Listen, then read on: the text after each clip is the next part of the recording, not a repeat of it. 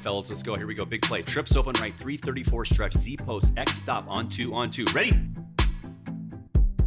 This is my dad's show. It's called the Quarterback Dadcast.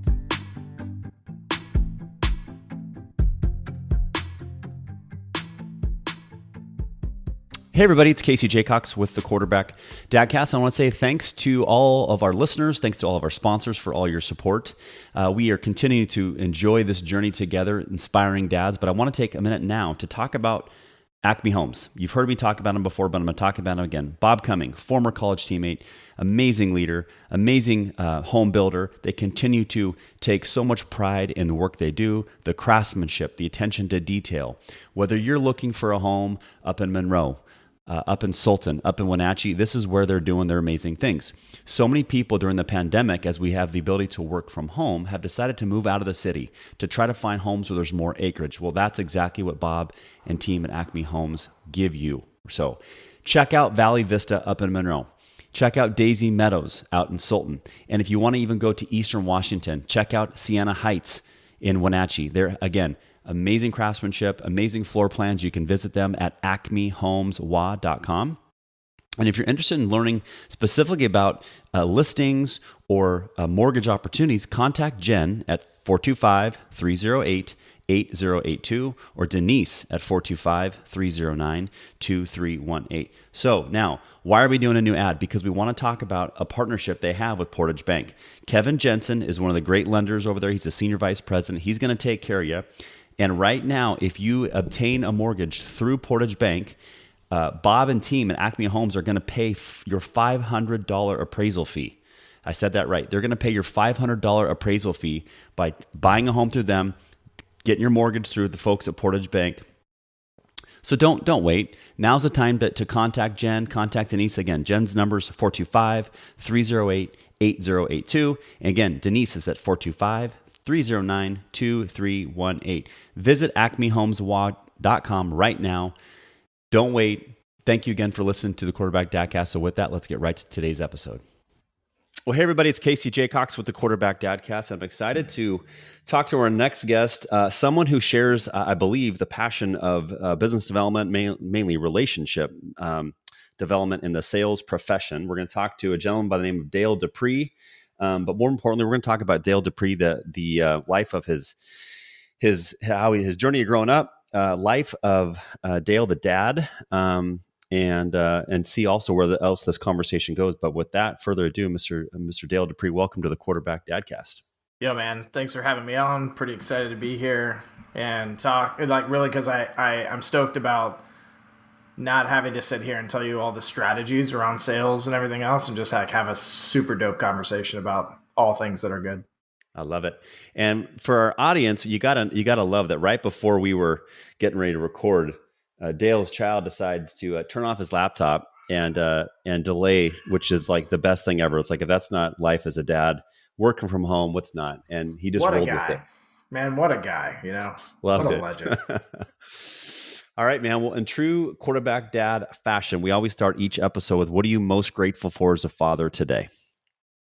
I would say the precious time that I get to spend with him is what I'm most grateful for. Like, I notice this is something that maybe we all think about to some extent, but maybe we don't talk about it out loud. But I notice that when I'm super present in that time, that it becomes more precious to me. I love that word because my dad used to use the word precious, and he used the word cherish when he would talk about relationships, and he would talk about my mom specifically, even with his relationship with her. And so those two words kind of ring true in general to my philosophies, and they're super nostalgic for me. But, we're such heavy users of technology and everything else these days. So I'm sitting there and I'm kind of like noticing everybody distracted by the phone and their tech.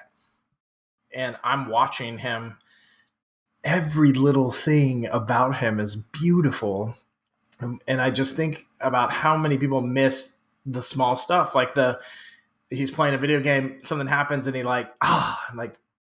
rips his hand in front of his chest, like, darn it, right? And the kid's like 3, and I'm watching that, and I'm like, man, these are the moments that we can all learn from. And what's beautiful about it is just to watch his evolution as he like observes us. He Mm-hmm. says all the time, and that's something that I do to him because I don't want to go into these big long answers. I just go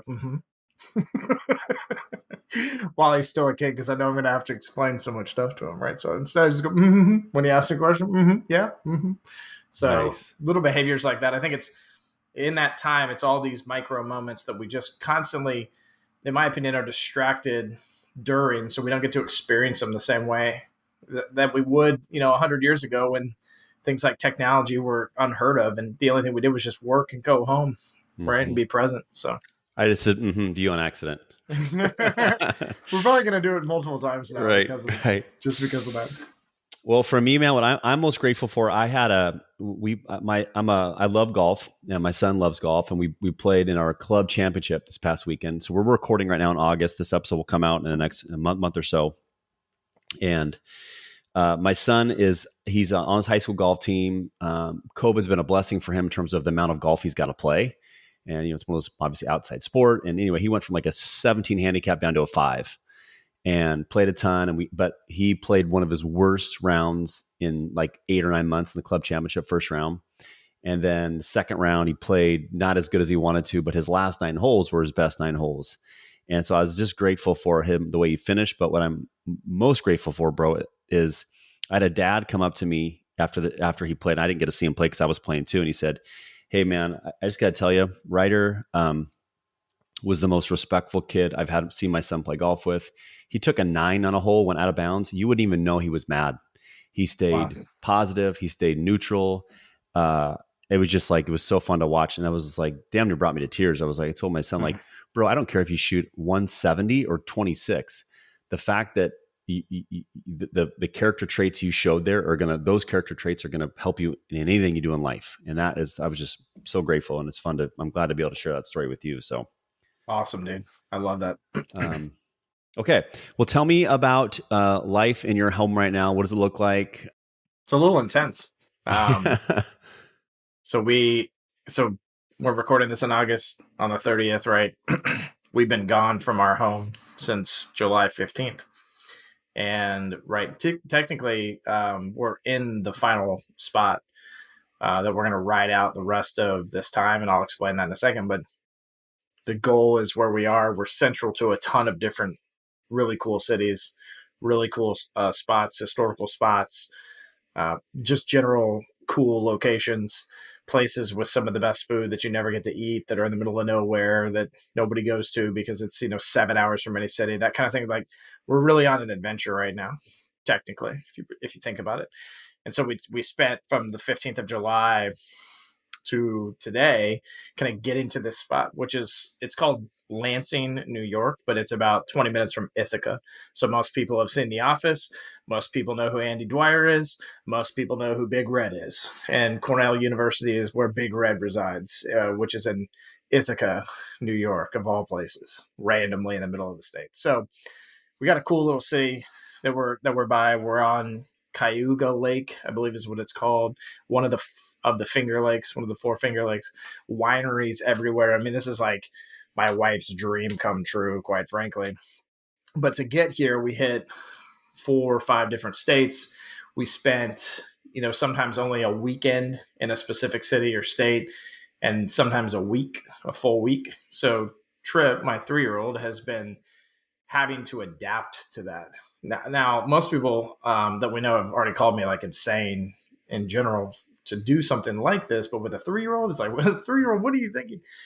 But it's been really fun, honestly, to again just see the things that naturally we as humans, especially at that age, that we pick up on and that we find comfort in. He definitely is homesick. He does say when we go certain places, he says things like, "I want to go to my home," right? And you can tell that he means like back in Orlando. And so it's a little tough because the other side is that he's got a lot of cousins. He's got 9 cousins in total, and he loves them. And so he's looking for them almost every day because he spends a lot of time with those cousins. I'm very close to my brother and my sisters. And so that's a little difficult too. But with difficulty comes, really comes the challenge portion of it, which creates really significantly epic outcomes for you as a human being if you're truly cherishing those moments and staying present, staying intentional. So in the process, like I've learned how to overcome those things. Like what will he need right now from me as a dad to be able to think a little bit differently about this situation that he's in as a 3-year-old. And so instead of saying things like, buddy, we're not going home anytime soon, or I just say, yeah, man, me too. I miss home. And I've done that a few times with him now, and I've noticed that like he kind of changes. He's kind of like, oh, dad, it's okay, like we're here. And so it's been private, most of the times I've done that with him instead of it being like in front of people or to cause some kind of scene or get everybody sad. But I noticed that when he's connecting with me in those moments, that he almost kind of becomes like my champion in the moment as well too. And so I can tell that he knows I can relate, or that I'm empathizing, even though he has no idea what that is yet. And he likes it and enjoys it. So I'm learning all these little things about my son's love language, which I think is extremely important for any dad. Because if I'm, sitting here trying to force him to play football and he wants to be a ballerina, what am I to do? What am I going to do? Am I going to stop him, force him to do something he doesn't like? Or am I going to ease into the identity of who my son is and nurture those things? So like, for example, I'm super creative, and my dad recognized that when I was very young. And so he gave me every opportunity, him and my mom, to be creative. Art classes, sports was a thing as well too, right? But even in sports, my dad would say, here's the play, but think outside the box. What could you do in the moment, right? Because it's a choice. You can go left or you can go right. So my dad was always one of those guys that was very much in tune with the love language that I spoke.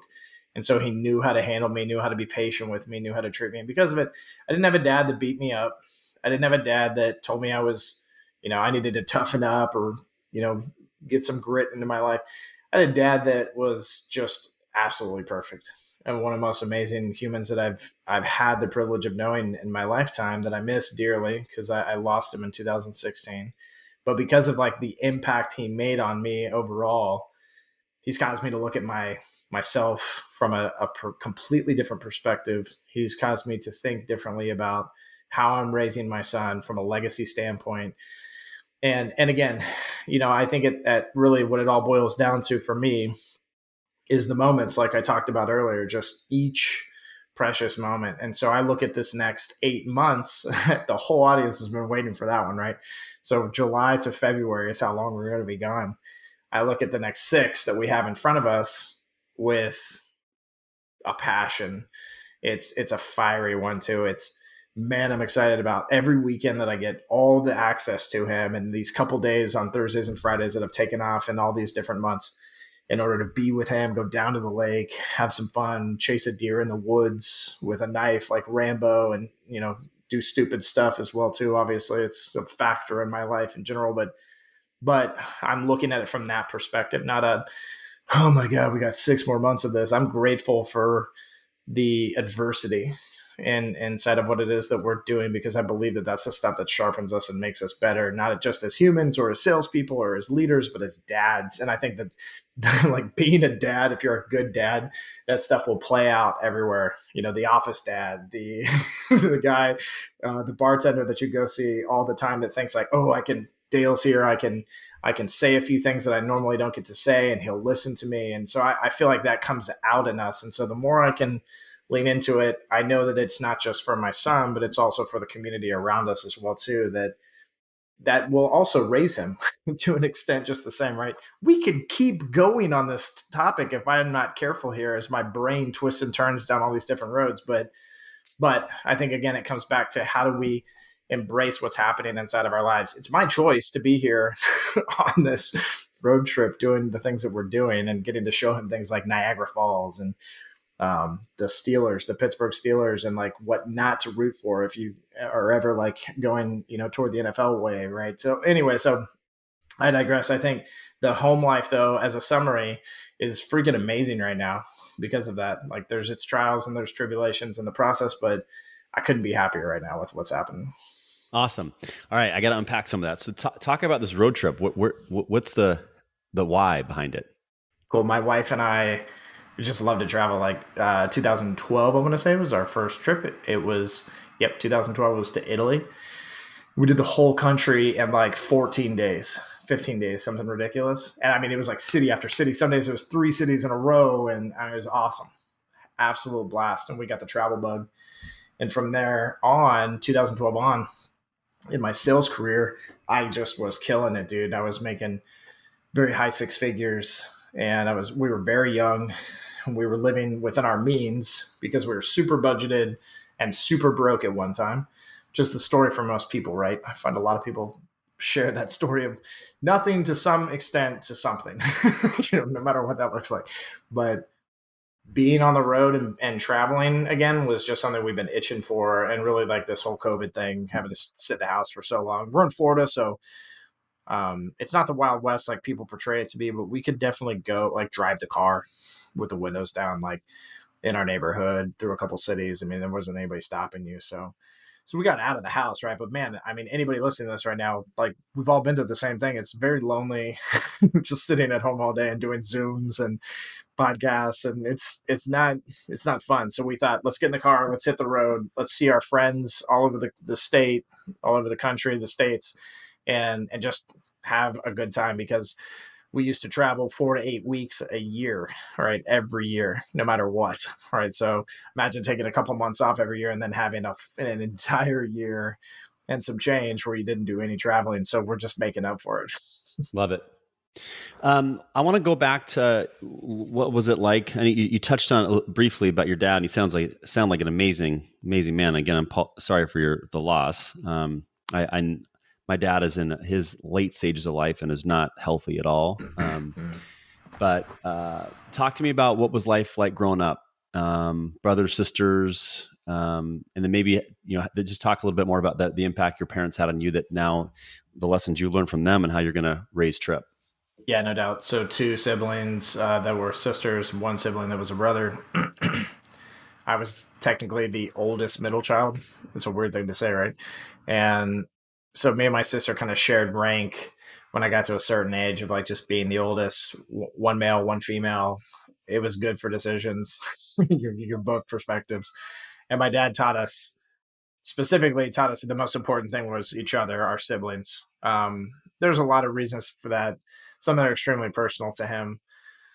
Others that are just really the dynamic is that it's the right thing to have a very tight family. And, regardless of what choices each sibling makes and which path they go down, it's so important for us to have each other's back. So there's a pretty magical power when you see me and my siblings all get into the same room or go to the same restaurant with our mom. We basically shut the place down and or get asked to leave, so which is a lot of fun. But I digress. Dad's version of raising us was not a traditional type. We were homeschooled per him and my mom. Obviously, my mom made the biggest sacrifice there, but it was, they had a marriage that was very jointly run, and so it was just as much his decision as it was hers. Just like most things that we experience in our lifetime with him so far, while he was still on this earth. And as kids, I think the biggest lesson that we learned was just being amicable and being accepting, being grateful, and then also really like the importance, I should say, of the dynamic of people and what role they play in your life. A good example of that is I would say that my dad had just as many enemies as most, but also thousands of people in his community that were super loyal to him and had this different perspective of him in general. But for example, a lot of people, I think they kind of tend to be the person that says something like, who cares about the haters? Like, you got to have haters. Like, I feel like there's a lot of those lessons in my generation, especially like zoning those people out and this and that.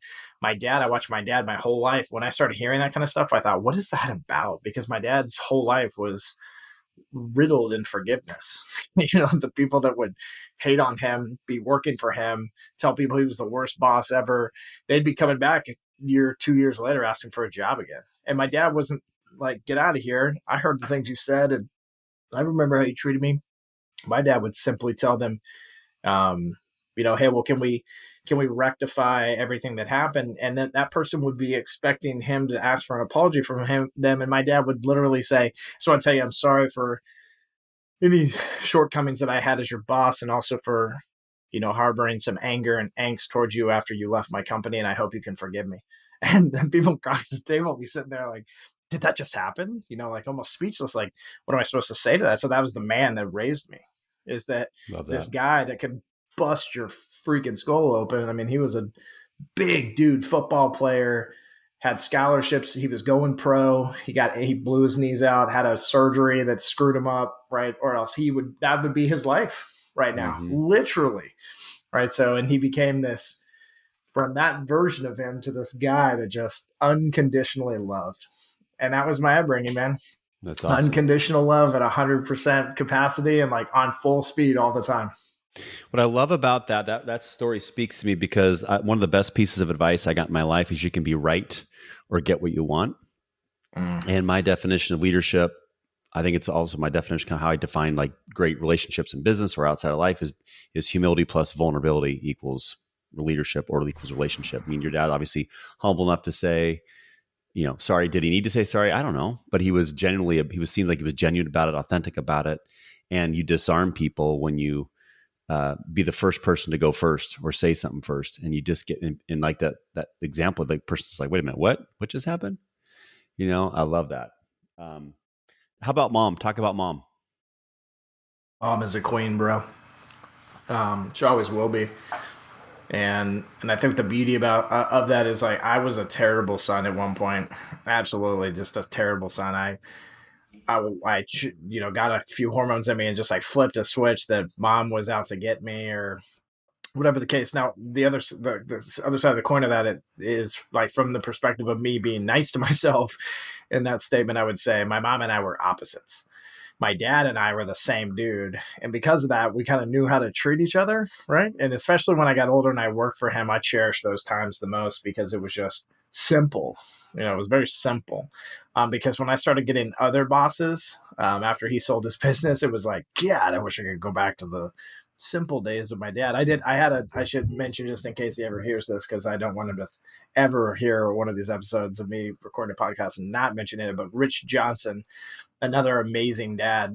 He became kind of my father figure and kind of carried on the legacy that my father had instilled in me around hard work ethic, whatnot, right? So I also, by mentioning that, I just want to state too that it is really important for us to recognize the men in our lives that are very, not necessarily the same, but similar in the way that they look at the world ethically, morally, but also just from the perspective too of like doing what's right, more so than anything else, not like what we think is right. And Hmm. Rich and Curtis, my dad Curtis, those two men were instrumental in helping me to just kind of always understand that and nuancing it into my daily life through their mentorship, right? So again, mom, the concept of mom was really that I had these other people in my life, like my dad, that were so just non-judgmental of me and understood me, and so I felt like my mom was always out to get me.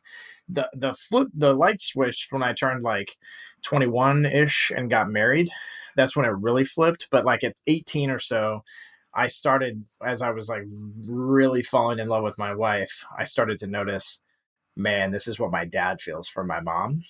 And and my wife is very much opposite of me, like opposite attract concept. Like, we're best friends. Like, she can't do anything to annoy me or make me mad. Like, it's that kind of relationship.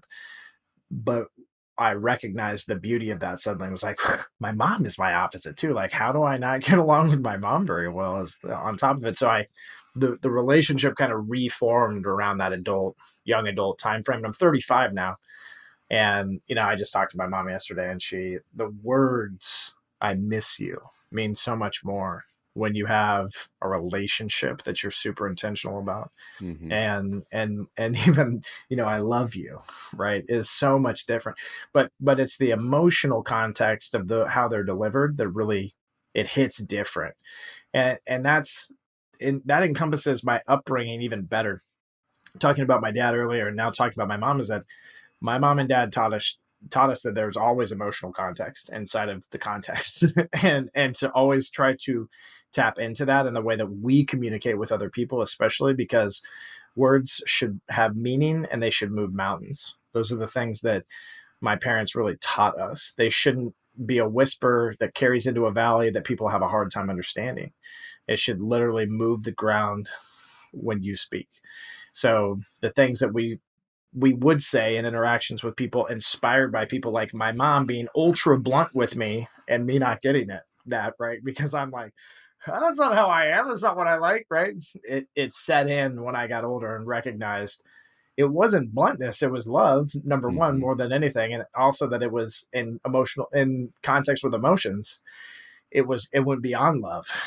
It was like, you're my dude, you're my boy, Yep. my oldest. So being able to grow through a lot of adversity with my mother and our relationship and get to this place where, dude, I can't even imagine life without her. Even when I was a total butthead to her, I can't imagine that she wasn't there in the first place. I think is a really good place for a lot of men in general to get with their mom if they weren't on good terms with her as a young man. Because I'll say this: what's super important about all that I just said, more than anything else, is understanding how important a woman is in your life from the perspective of the mom and dad relationship and how they portray that to you and teach you that when you are put in their shoes. If you're the kind of guy that's like, well, my mom, she's cool. Like, that's not cool at all, period. Like, you should be saying, I honor, I love, and I cherish my mother, because that'll help you to also look at your wife in a very similar way as well, too, which will help your son to grow up the same way that I did. And it'll take it to a generational level and not just this is my preference and how I like to speak or handle relationships like this. No, it's powerful stuff, man. You're speaking my language, brother, because like in my I was a 20-year corporate guy, left, wrote a book called Win the Relationship, Not the Deal, started this podcast, and then got into coaching and didn't really plan on getting into coaching. It just kind of organically happened. But a lot of things I talk about to my people in my life is I always ask them, do you believe what you do matters? And we want to be common or uncommon. And I think what your mom and you just talked about is like, you hit them both head on, 100% being uncommon by those thoughts. But what a great opportunity for people listening today to have a self-awareness check and say, man, I can either keep going down this path, or I can say, well, you know what? I don't want to go down that path. And I'm going to be the first person to follow your dad's lead and go speak first. And, if you got a relationship with your mom or a woman in your life that's not great, go apologize. Be the first person to try to rectify that. So I love what you said, man. Let's talk about this a little bit. Let's spend a little bit of time on your business journey. I love talking to people in sales who are uncommon. The life of a copier guy, man, that is no joke. I got a buddy he's still done it for like 28 years at Konica. Jeez. What region? Just I know we're Northeast. bantering, but Northeast, cool. Yeah, Northeast. God bless him. Yeah. He's a shout out to James Ackerman. He's a stud. But talk to me about your life there, the Sales Hall of Fame stuff, which sounds amazing. I'm intrigued. And then how did you start the Sales Rebellion? A little bit about it. It's funny because when you were just talking about becoming a coach and how you didn't plan for that. Like, here I am, bro. So 2003, I'm in a band. I'm 17 years old, going on 18. And we decided that we were going to do a tour across the U.S. At the time, our name was The Red Letter. The Red Letter? Yes. Nice. The Red Letter. And that's a throwback for me and all the OGs that followed us very closely, especially in Orlando. But we did a 52-odd day run around the United States, mostly the East Coast, but we actually ended up in kind of technically the Midwest to an extent, but all of the South, like Mississippi, Louisiana, Alabama, like you name it. We hit the whole gamut down there. And then Illinois would be probably like the most Midwest that we got, right? But we got home, we did the whole tour ourselves. Long story short, we had a pickup truck with a trailer attached with a bed that sat 3 people. We had 6 guys and 2 roadies in the band. And so we jumped in other people's vans that we booked the tour with and just like made it happen, right? And that goes back to just kind of in general the tenacity that's built into me by my father. And then like that's probably my first sale ever is having a tour set up, the band show up, both bands, and then us go, so we need 3 seats or we can't go on tour. And convincing these guys that never met us before to say yes. And maybe they felt bad because we booked the whole tour. I don't know. But tour was awesome. There was maybe like a dozen shows that were a bust, 10 people or less kind of thing is what we looked at out of those 50 plus days. So everybody made money. Everybody did good. We broke even basically because we didn't know what we were doing. And we got home, we got 17 record labels offering us a contract. Wow. We picked like one of the lowest ones on the totem pole kind of thing. But it was like the most attractive. Like we'd have to sell our soul to the devil basically. The dude was super, super instrumental in some of the things that we made decisions on in regards to our band because he kind of mentored us before we ever signed with him. And it was called Pluto Records. His name is Brian Coble. I actually saw him 2 years ago. Got to catch up with him. I was in town on business for the Sales Rebellion speaking. Man, it was so freaking cool. And that part of my life is what really defined the next part of my story is that we ended up on Warner Brothers. I toured all over the United States. We did so much, dude. We had so much fun. It was a super creative lifestyle for me. But the drugs, the alcohol, the promiscuity, like all those things are not really, they weren't in my future. And at the time, they weren't necessarily my cup of tea. But listen, that kind of stuff is from heroin to marijuana it is very easy to lean into when you're surrounded by it every freaking day. So guys would say, I could never cheat on my wife. Well, when you're around these girls every freaking night for years, you end up cheating on your wife. And that's kind of the bottom line. So I watched just all this crap happening around me to me and then also to my band members. And it just kind of turned me off in general. I didn't want anything to do with it. So voila, that's the story, ladies and gentlemen. I turn around, call my dad, say, hey man, you've got a 25-year-old business at this point, 26, 24-year-old business selling copiers. you can probably give me a job. Like you're deep enough into it that you can mentor me a little bit and give me some good experience and a paycheck, and I can stop touring to make a living. So I juggled the two for a little bit, not going to lie, still toured a little bit, just kind of flew out places, played local. It was good kind of like side hustle cash. But then I got very deep into copiers, couldn't travel as much anymore. So I picked up 2 other side hustles at home, and I was doing the 3-job thing back in 08, 09 when the economy was really not doing that well in certain sectors, and bought a house like an idiot that I missed 8 mortgage payments to and still kept the house somehow. It was a wild ride, dude. Absolutely wild. And I think that's what actually like gave me a vision for what it was that I wanted to do and where I was going. Because I think that if it was just kind of like every day going in, making calls, selling copiers without all the other dynamics, I probably would have walked away. But there was so much happening and so much to overcome that the challenge was epic for me. And I love that kind of thing. So I took it. And I sucked at selling copiers for the first couple of years, but dude, I took off like a rocket when I recognized that copiers are boring. They're stale, they're bland, they're generic in regards to all things, not just the machine. The salespeople that are selling them, the sales leadership that's leading those salespeople, the organizations themselves that still have carpet from the 1980s in their freaking showroom and haven't done anything to better their image or their look or their brand because they're representing billion-dollar companies or whatever the case is, right? Mm-hmm. But regardless, I saw this complacency and I saw the ability to basically come in and shake it up. And so I did. I was like one of those guys with the creatine bottle just shaking the heck out of the freaking industry as much as I could. And it got noticed quickly. My dad ended up selling his business for a lot of money. Well, good enough money, I should say. But to me, it was a lot of money at the time. I was like, whoa. So he got to semi-retire, worked for the new organization that bought us up. And I took off like a rocket ship, dude. 90 days in, I was the #1 rep. And for the next 6 years, I never left that mantle before I became a VP of sales and kind of moved up the ranks. And it was all because of net new business too, which is anybody listening that's sold copiers or a commodity, you know that you're trying to get new marks is the biggest thing that a company looks at. So the more I can bring in new business, the more I'm creating growth. That's what most of them measure it as. Because I look at growth metrics so much differently now as an entrepreneur and a business owner, especially. But from being in sales so long and seeing how people just kind of dumb down that kind of metric, right? And that's a great example. What I just did right there is a great example of why the sales rebellion was born. I sat back and looked at sales overall, not just the copier industry, and said, geez, like this industry is, even though it's one of the most lucrative, and a lot of people will claim like I've always loved it, never had a hard time with it.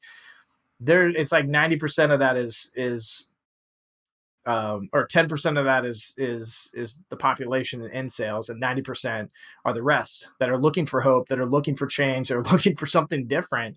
And so I sat back and said, well, I can't work at every company, but if I could come in and shape ideas and not the entity itself, but the culture to an extent, and really just give people this look to see what success looked like for me. Dude, I had a sword, and I called myself the copier warrior, and I didn't have to call myself that for long until everyone else was calling me that, and I took off like a rocket ship. And Mm. manufacturers are basically telling me, the ones I was selling for, we want you to come into some of our sales training, tell people what you're doing, show them what you're doing on LinkedIn, and then I had Canon label me in the top 10 of their representatives in the entire United States, and I was number one. So that was a game changer as well too. So it was a wild ride being in copiers. It wasn't stale, boring, bland, and generic. I Mm. would drop off 6-foot cardboard cutouts of myself to people to make a cold call of me standing with a copier with a sword stabbed through the middle of it, putting some funky text on the copy on the side to make them pick up the phone and dial me.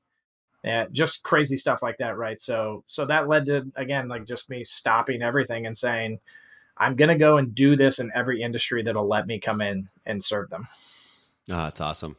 You can feel the passion. Those you can't see him. I get to see him, and there's definite passion in his voice and his face, and it's so cool to hear. And I know your dad would be proud. I want to hear about. Okay, so you got a 3-year-old son, Trip. I got you by a few years. I'm 45. I got a 15-year-old and almost 13-year-old. My daughter will be 13 by the time this episode comes out. Awesome. But talk about in your early dad life. Talk about maybe a mistake or two that other people home can learn from her, because this is a very positive episode. But just like anything, we all got gaps. Yeah, I think the biggest thing is that even the most patient person has a short fuse when you got a 2-year-old or a 1-year-old or a 3-year-old or a newborn, whatever it is, a 15-year-old. I think that. Hey everybody, it's Casey Jaycox. I want to take a quick break to talk about my friends up at Catch Sitka Seafoods, who continue to be just an amazing loyal sponsor. And for those of you who've tried it, thank you. For those of you who haven't, you're missing out. And now's the time to make sure that you visit catchsitkaseafoods.com and get some of those amazing smoked salmon. Get some of that amazing rockfish, blackfish, black cod, salmon, whatever it might be, whatever you like. But what's great about opportunities they have, now is the time to subscribe to a box so that you're going to get that reliable cadence of the best fish directly from the dock to the doorstep. And what's great about Catch Sitka Seafoods, they make it so easy.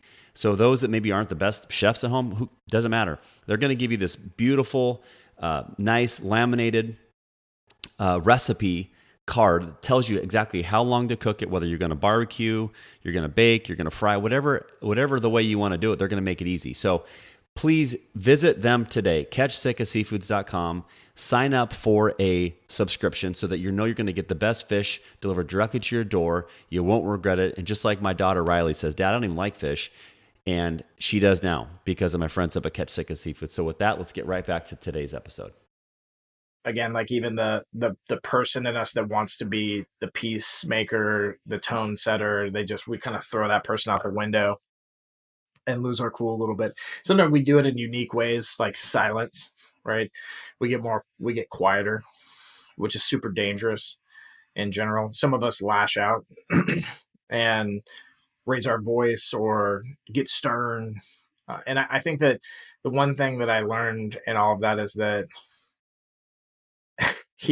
my son thinks that being stern is the way to communicate, not necessarily when he's in trouble. He thinks that when somebody tells him something that he's not supposed to do, he gets stern. He's like, no thanks. He answers it in the way you've taught him to answer it, but he does it in this way of like, oh, well, I don't want to do this, just like you didn't want me to do that.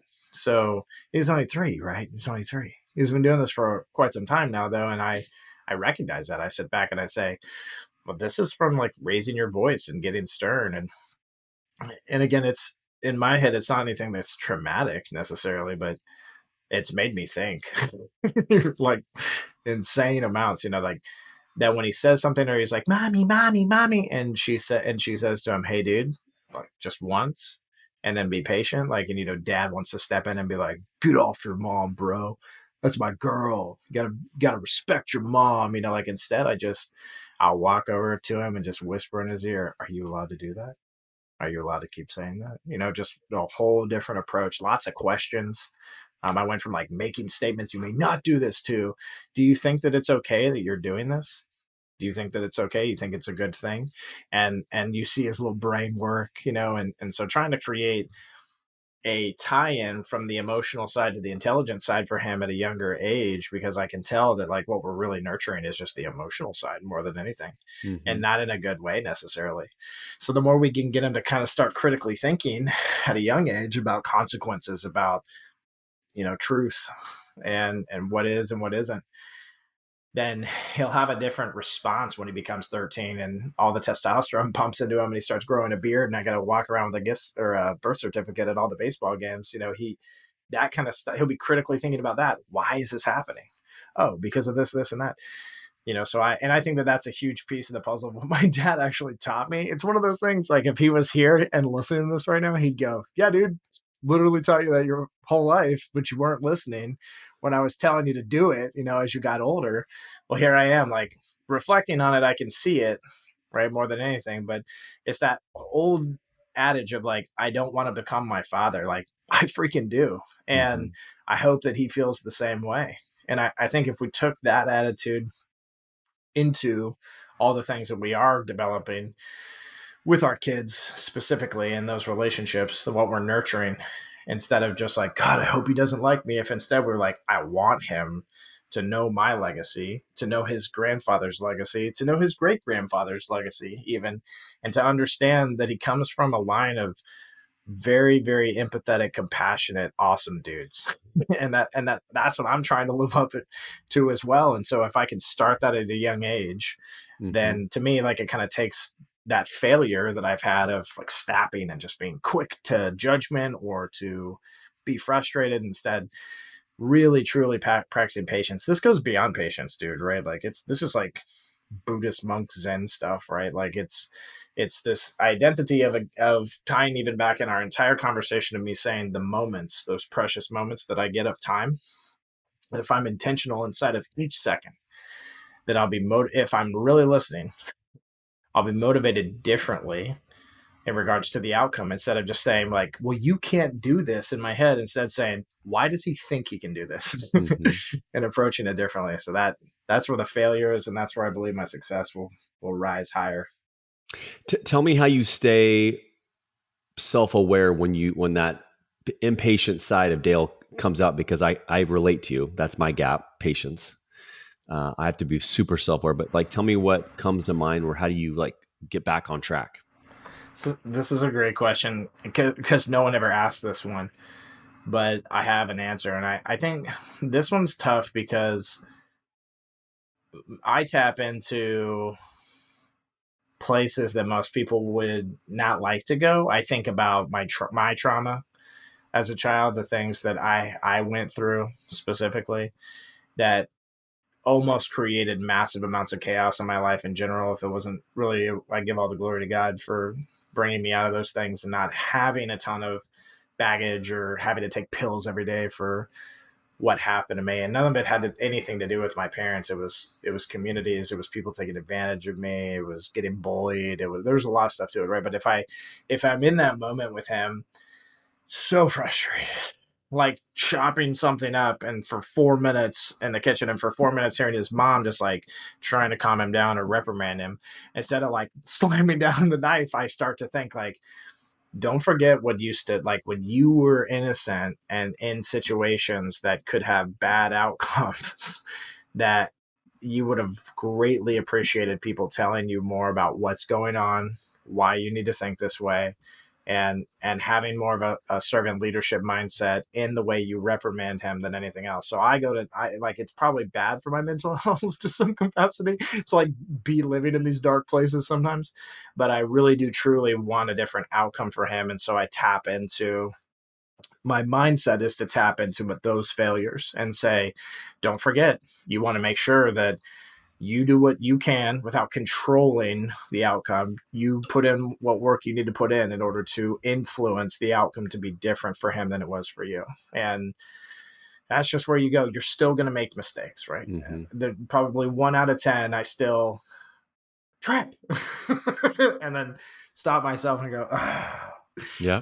it's going to yell my name next time somebody does something wrong, right? So, but the mistakes are important because they continue to remind you every time you do that, I need to stay in this zone. So if you don't have them, you probably get too complacent and slowly leave that zone and never tell yourself that you left. Yeah. No, I love that. I think it's so good to just give ourselves grace and realize that we all are flawed human beings. But the gift of saying, just admitting that emotion or talking through it, I think is the gift where you can at least get yourself to that next phase of like growth. And I mean, I think about the story I said in the very beginning about my son and, him not playing the best golf for him. And I knew he was embarrassed because he played with two other kids that played really, really well. And I finally said, "Hey, bud, Dad's been ridiculously embarrassed. You know what it was like to throw 4 interceptions in the first half in college and have your coach think about benching you at halftime? I was super embarrassed in front of 100 of my buddies on the football team. But guess what? I owned it. I told coach it's not, and it wasn't how I'm playing. It's not who I am. And thankfully gave me a chance to get out of it. And I played great in the second half. But if I just admitting that emotion, and I saw him go through it, and he said, "Yeah, I was embarrassed." I said, "Perfect. That's awesome." But I think just like talking through those things as dudes, which I think a lot of us guys aren't good at.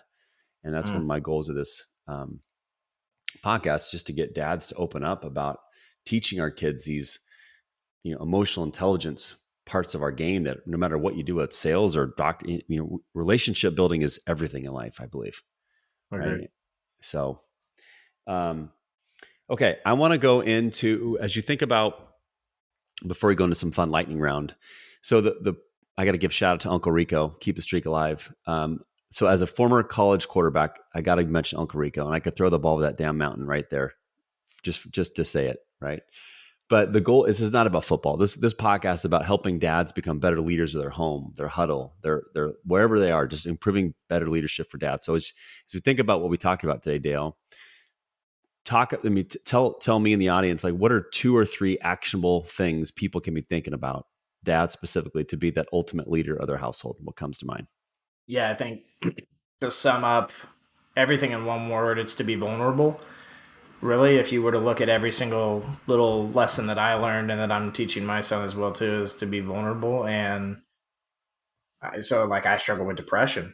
And if I don't talk about that out loud to other people that can hold me accountable, not to say that everybody I tell has to, but if I'm not vulnerable enough to do that, then I could be in a moment that I would regret, that I wouldn't get to regret. So and because I've attempted suicide, I think about that. And I think a lot of people will be afraid to say the things that I just said because they don't understand the power of vulnerability and what it does for your personal growth.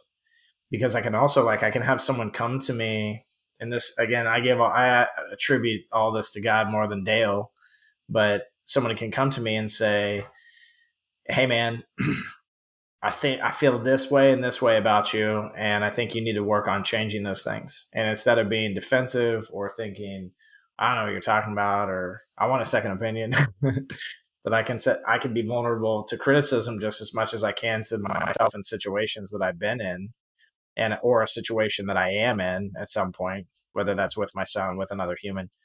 So I really think that the power of vulnerability is what is the encompassing concept. Because think about this too, like the way my dad taught us that my mom was a queen, there's vulnerability in that because it also taught us that, she was more powerful than him technically, the way that he taught us, that more important, right? Where a lot of men can, when they feel that they're on the back burner, they can get insecure. in those moments and think, well, no, I mean, I'm still the breadwinner and I still run this house, like my dad didn't care about any of that. He cared about unconditional love. And so he could be vulnerable about those things and help us to learn lessons that most dads never taught their kids. And it's why there's such a huge gap sometimes between one guy to the next. Like I got a friend that started saying, yeah, I get a little emotional, but I got to suck it up. I can't be talking about that kind of stuff. And I was like, whoa, whoa, no, no, no, no, no. That's not true. You're lying to yourself.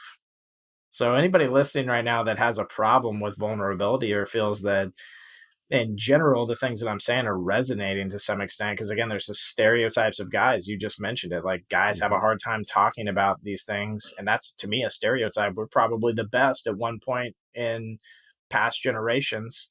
But we had some guy, do too many push-ups and realize how big he could get himself and how, he could kill a bunch of people with one swing of a sword, and suddenly everything changes. And so I think that it's been nurtured, like what we are today has been nurtured in an evil way, quite frankly. And that on the football field, even I feel that there's a level of vulnerability that doesn't exist in most players. Like you were, Mm-hmm. and I've used football because you were just bringing it up, but I think it's in most sports. I think it's in most things that guys do because they get into this place. Dude, we just watched. This is kind of off topic, but in the same vein, we just watched the Woodstock '99 net or documentary. Every guy should watch that because it exposes like what white males specifically, were like in the late '90s. And man, when we watched it and I watched it, and I thought, oh my God, like I used to hang around these people. I remember these kinds of people.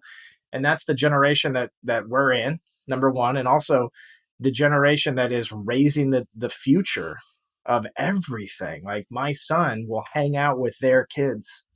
And so it's important to remember what it is that the world tells us is okay and Yep. what culture looks like outside of the place that we're in, because that will help us to be more vulnerable. I don't want my son raping a woman.